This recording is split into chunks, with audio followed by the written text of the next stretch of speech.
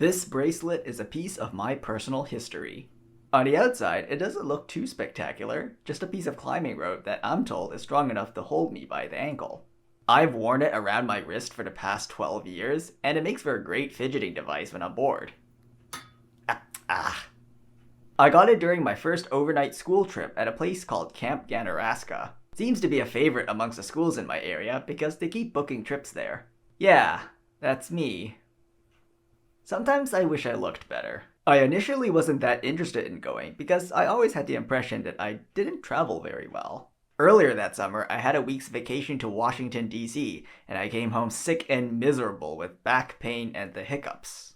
Not to mention that I didn't get along very well with people back then, so the thought of being stuck with my peers for 3 days and 2 nights seemed like a recipe for disaster. But to my surprise, I actually enjoyed the trip. I got along with people much better than I had anticipated. And at the end of the trip, the camp staff handed out these bracelets. The knots allow you to resize the bracelet for growing hands. And, as I mentioned, it's climbing rope. Incredibly strong. Everyone who went got one, and while most people lost theirs to time, I've kept mine.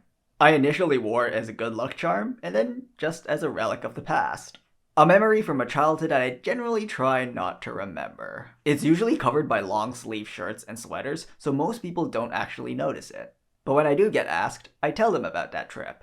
It wasn't life transforming or anything, but it did teach me that I do travel well.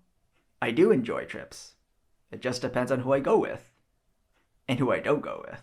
As someone who looks back at the past a lot, having a physical object to hold makes the past a lot less abstract. And as someone who wishes objects could talk, having an object that went through high school, university, and the COVID-19 pandemic with you is kind of like having a non-speaking sibling that you can still share memories with. Man, if this bracelet could talk. Future Enoch, I'll see you next week.